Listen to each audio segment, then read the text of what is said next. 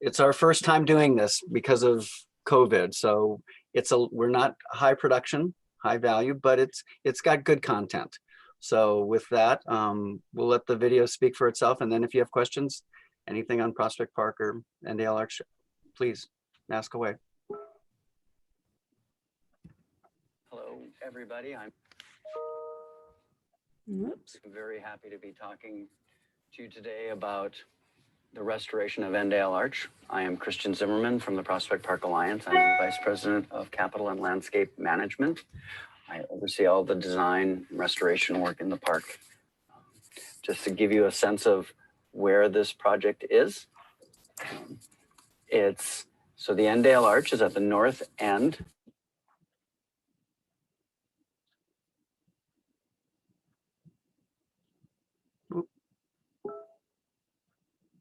We lost the sound.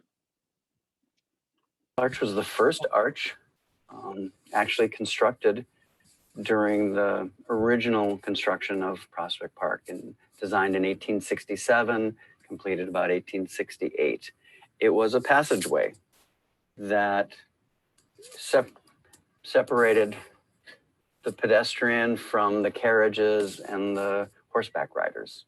So the circulation system designed by Olmsted and Box was played out through this archway. And you see in some of the earlier pictures of the arch is a beautiful, beautiful stone structure on the exterior with wood paneling on the interior. The exterior stone was Ohio sandstone and New Jersey brownstone. The main portion of the work that needed to be done at the arch consisted of restoring what little was left of the original wood paneling and replacing the rest of the wood paneling and trim. We also planned to clean the stone that lined both ends of the arch. Here you can see how much of the wood was missing and how the brick vault and granite cross vaults were fully exposed. Here I'm going to take you through some really great photos from the construction process, starting with cleaning the wood. So they used a really interesting tool, which was a low pressure water and recycled glass pressure washer. And that slowly removed layers and layers of paint. And here you can see how that first removal really revealed this beautiful pattern of contrasting wood. Another portion of the cleaning was the stone. In this image, you can see also the stark contrast between the two different types of stone, and how cleaning off layers just really reveals what lies beneath.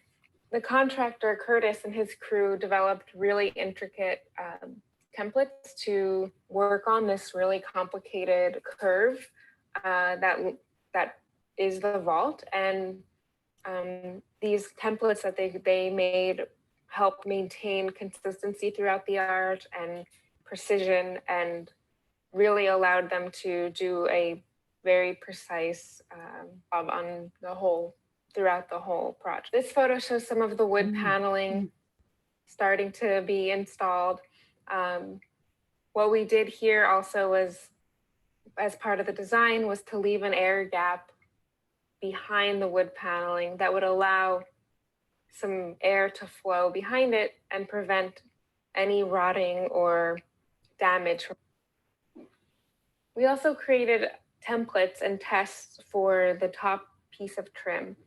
The top piece of trim, because we incorporated this kind of vent system that is hidden, this required some trial and error and some testing on exactly how wide we should make the trim, what shape it should be, and wanted to make sure that including this vent design wouldn't create too wide of a piece of trim.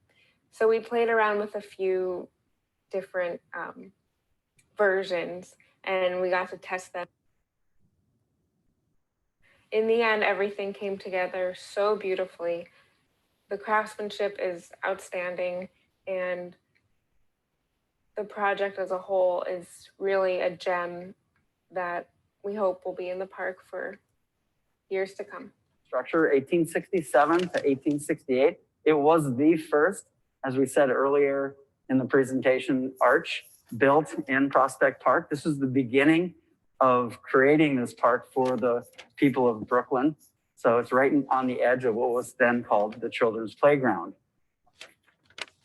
One of the kind of interesting details that you'll see here is we have new wood, modern. This is the contemporary wood that replaces all of the burned out, vandalized, just rotted wood. And then we have what here is the original wood, which had been painted over time and time again, made it indistinguishable of what it looked like. We didn't know what the wood was originally before we started working it because it was so laden with paint. And one of the interesting processes that Serena had worked on with a contractor was how to uncover that wood without hurting it. So he used recycled crushed glass, and then it was at 25 pounds per square inch, just a real light touch. And he'd just take this wand and slowly peel back layer by layer, and that just eventually uncovered this beautiful woodwork. And the team went to Central Park, did a lot of research to try and figure out what the benches were. So these were not only archways, but they were also resting places, and they had benches. And this would have been a bench, but we don't know what it looked like. All the pictures that we have, the photographs which you saw earlier in our presentation, they're all from the outside looking in, and all of this is in shadow. But we have some remnants, and some of the detail, and some of the most beautiful detail that you'll see here is this trefoil. You have these trefoils. So they had to be an armrest of some sort. So was it iron? Iron would have been popular. Could have been wood, but there would have been this armrest coming out, and this sits in some fashion. And as we move into the next bay, what you'll see here that's different is the fact that this bay is left exposed. So clearly the original arch, when it was completed, it would have been completely clad in wood. It was not open like this. So you had the stone, and then you had the brickwork. So if you look at the corner and the mortising, how that brickwork mitered together in this beautiful cut manner, but then they'd cover it up with wood. And we said, let's show the craftsmanship, because this doesn't happen. This doesn't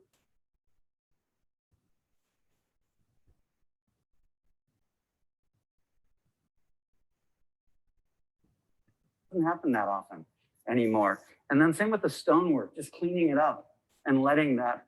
So we wanted to really show people the many layers that a simple archway has, but how important it was in the craftsmanship, and that we want the public to see.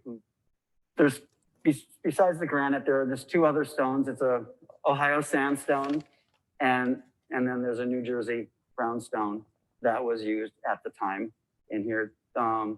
Olmsted and Vox, the original designers for the park, tried to buy locally as well, and to actually use as much material from the park land, the property, to actually save money.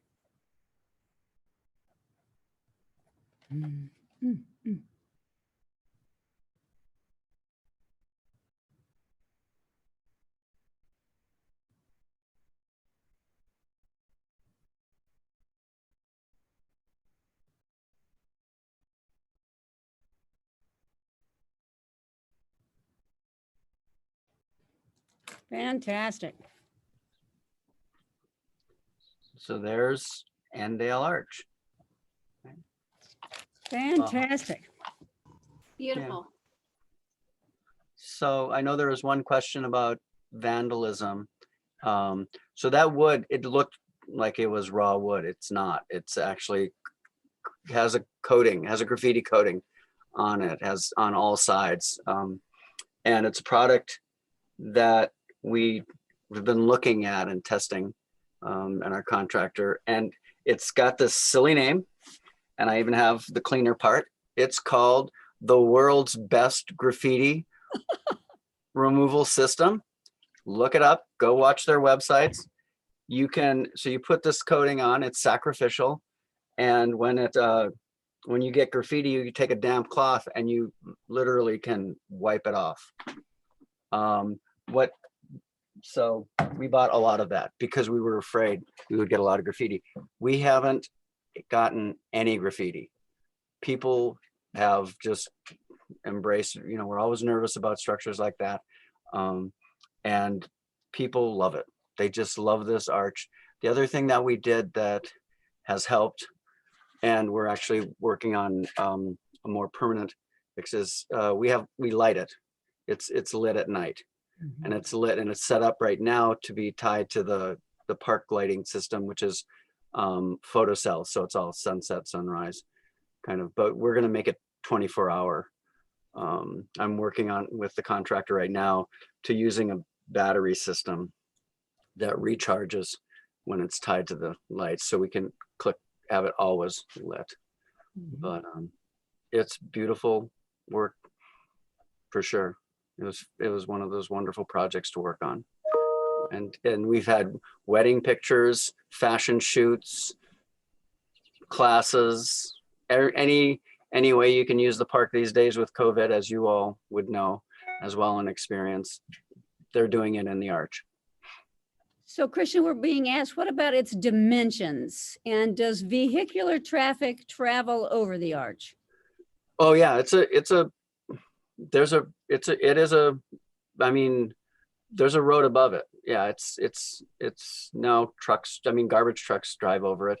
We've banned public vehicles from the park. We did that a few years ago. So it's really just service vehicles and, Parks Department, police, fire, medical, but there isn't like rush hour traffic like it used to be. So, but yeah, it supports cars.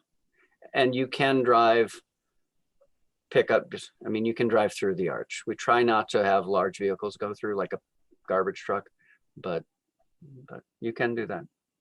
Dimensions. I don't have that in memory.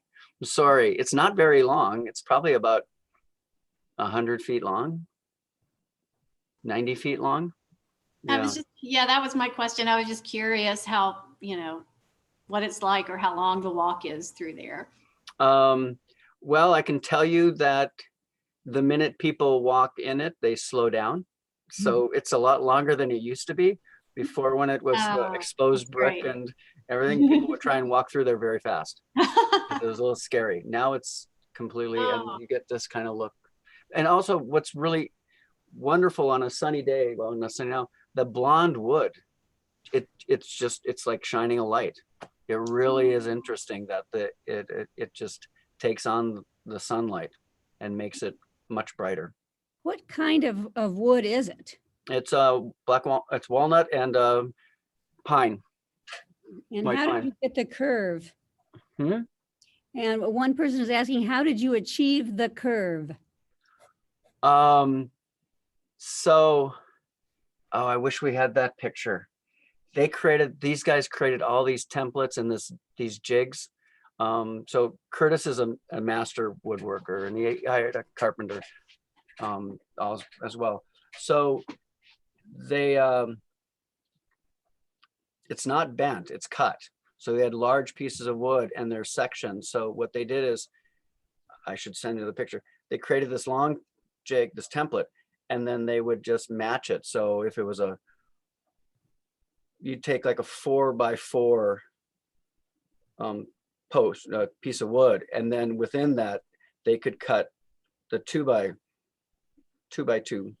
dimension out of it, because it's pieced together. If you look at it, they're two halves. So it's a small piece. So then they could just cut. So there was a lot of waste in the wood that they used because they weren't bending it. And was the walnut and pine, was any of it from Prospect Park? No. And Serena says 75 feet long. There you go. I wasn't sure if Serena was on. She'll Thank know you, everything. She Serena. probably knows how Thank wide you. it is and how high it is. Oh, thank you. That's great. So do you have security cameras? We have a question. No, we don't. There's been talk of that, but we don't have security cameras there. I think the lights work. They're doing it. And the traffic. I mean, it's also in time of COVID, you know, as everyone's social distancing, we have probably not since the original opening of the park. We have not had, and maybe in the Depression era, we haven't had as many people. Wow. We just get, it's 7 days a week, you know, usually in the week in the winter, it'd be quiet. It's no longer quiet. So there's constant traffic going through it. And are you going to replace the benches? Yeah, when we can figure out what they look like. So at some point, what we're probably going to do is install Central Park settees. Just put the wood and iron bench. It's not, they weren't there, but if, you know, we'll put a bench in, but we keep searching.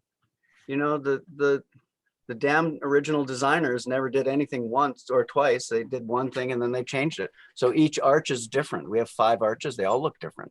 They all had different furniture, you know, so, you know, we don't know what it looks like.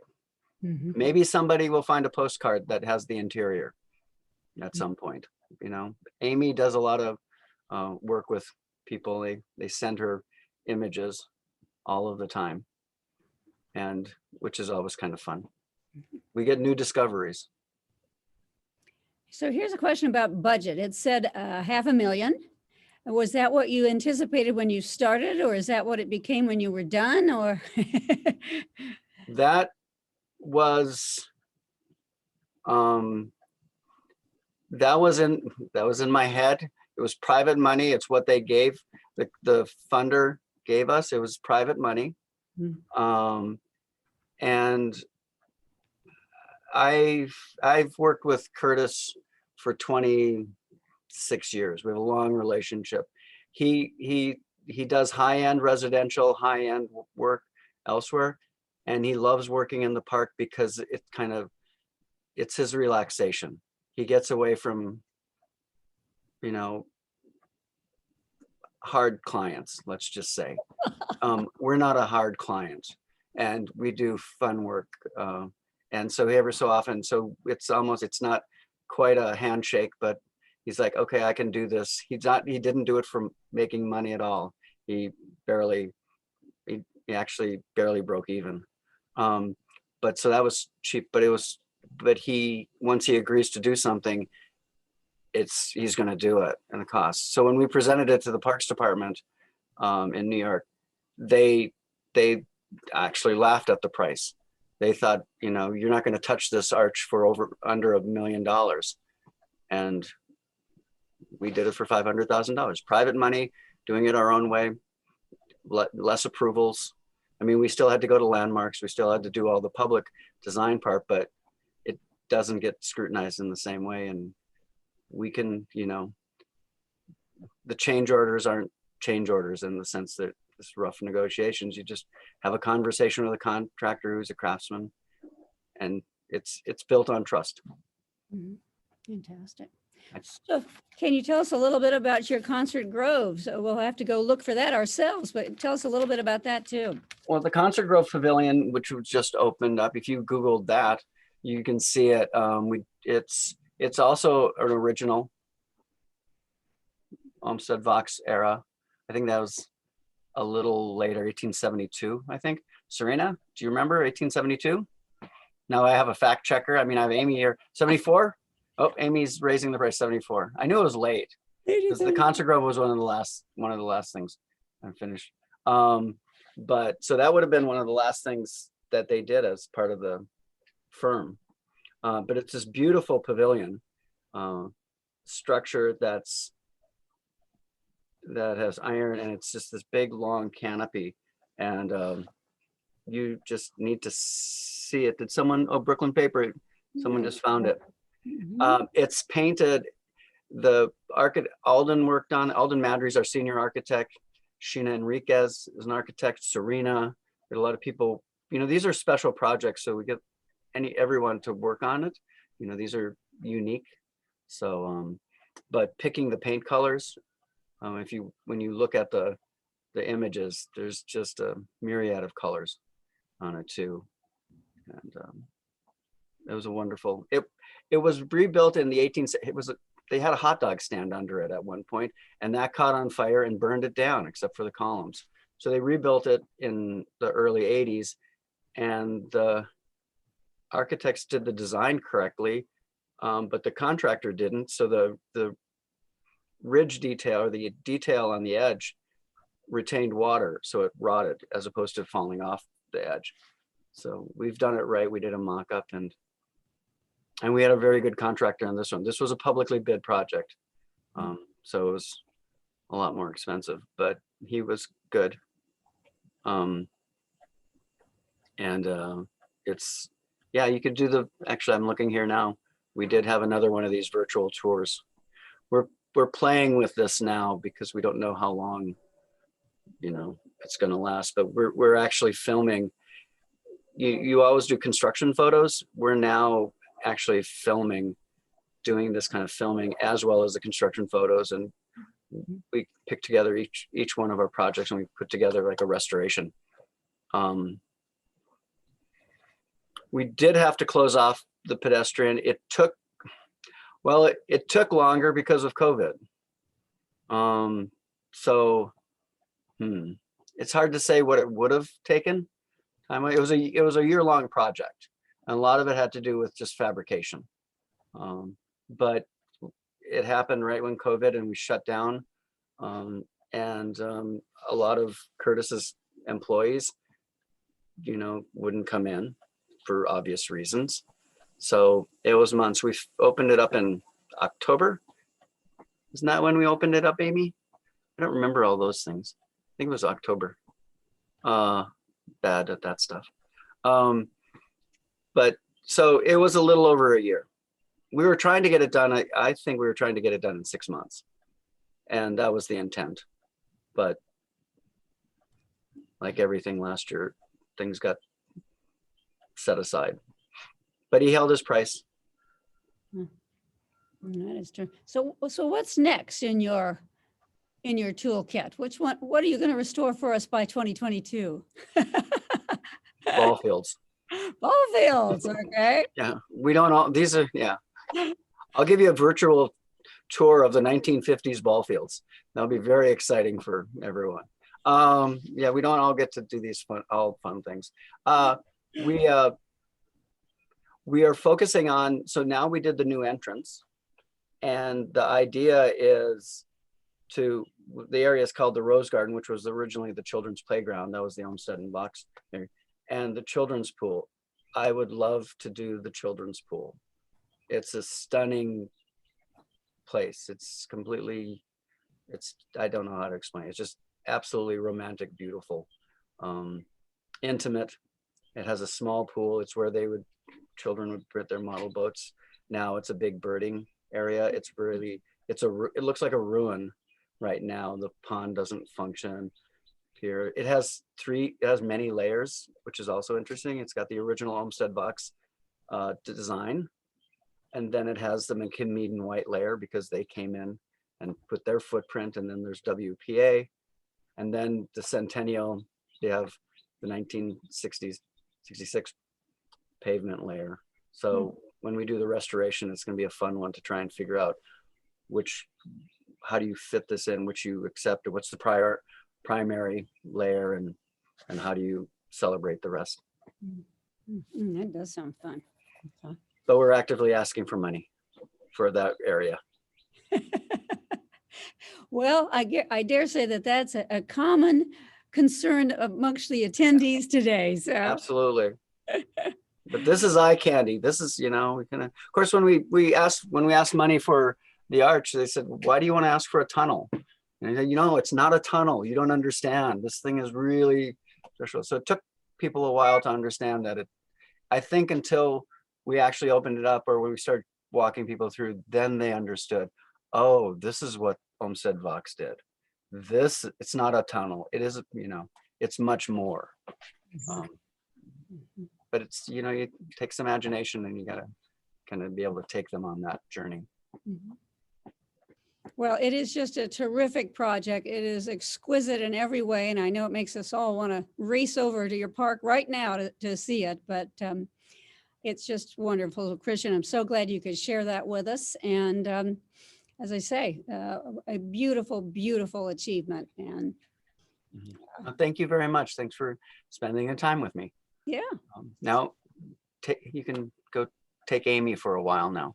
Yeah. So Amy, do you want to add anything?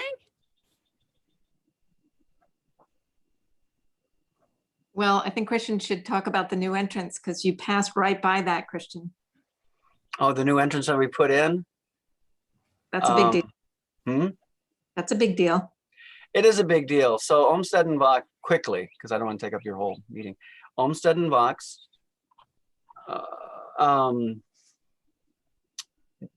didn't create a lot of entrances when they first did the design. They had long walks, and then you'd have an entrance, you know, like a half a mile apart.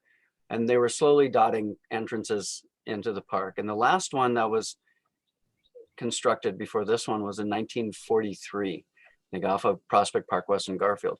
And Flatbush Avenue didn't have an entrance. So you have from Grand Army Plaza all the way to Empire Boulevard. It's almost a mile long, and there wasn't an entrance. So people would break through the fence, cut in. You know, we just had vandalism upon vandalism. And it's in the east side of the park. It was just underserved. And the idea is we really wanted to activate this area more. And one way to activate it is to create access. So we created two new entrances. I call it a secondary entrance. It did exist, but later on in the park's history. But this new entrance is very understated. We're trying to follow the Olmsted Vox idea of the architecture isn't look at me. It's supposed to be a part of the overall composition of the park. It is one is subordinate to the other, as Charlie Beveridge would say. So it's low stone, beautiful stone walls, seating, and just like a nice 15-foot wide entrance cutting through a berm. And we're doing our final planting there, but it's elegant. It can be a gathering place. And then that takes you right into the children's playground, or what's now currently called the Rose Garden. And it's also our only immediate entrance to our woodlands. It's where the woods begin on that side of the park. So it's a nice project. Svetlana from our office, landscape architect, was the lead designer on that. And what was Olmsted's thought and Vox's thought about entering that part at that time? I mean, it was open and people just entered, or what was the thinking? I don't have it in writing, but if you look, they had major entrances. That's what their focus was, and people walk. I haven't seen any writing, and maybe Amy could confirm this, of people in that era climbing over the berms and going through. They were planted very heavy at one point, and then they were, after Olmsted, they were pruned up, so they had all these little sticks that they were unhappy with. But they just had long promenades. Okay. Well, on that side, it's across from the Brooklyn Botanic Garden, not a neighborhood. But it wasn't the Botanic Garden at that time. Well, no, but it was not going to become a neighborhood either. But they also did plan that footbridge over Flatbush Avenue. Oh yeah, that was to connect to the reservoir. Right. Mm-hmm. Okay. Yeah, that land was set aside for institutions, and then when it became that, so it's, so no one. There were entrances installed or constructed soon after Olmsted and Vox, dotting as the development around the park took place more and more. But Amy's right, there wasn't development there for residential anyway. Okay. Good. Well, congratulations on that as well. Mm-hmm. Lots of exciting things going on. And I want to just see if we have any questions or any topics that people would like to chat about today. I know we have at least one representative from the Emerald Necklace. I just want to give a shout out to them. They've been working very hard to try to reclaim 13 acres in Franklin Park, which is currently consumed by a hospital, which will be decommissioned. However, there are plans to put in a mental health facility. And the Emerald Necklace has been working with Northeastern and professors and others to identify an alternative location that would allow the park to regain 13 acres and the mental health services to be provided in another location. However, having attended the most recent hearing, it remains to be seen as to what will happen. Isabel, I think you're on the call. Can you offer any insights on that to us while we're here today?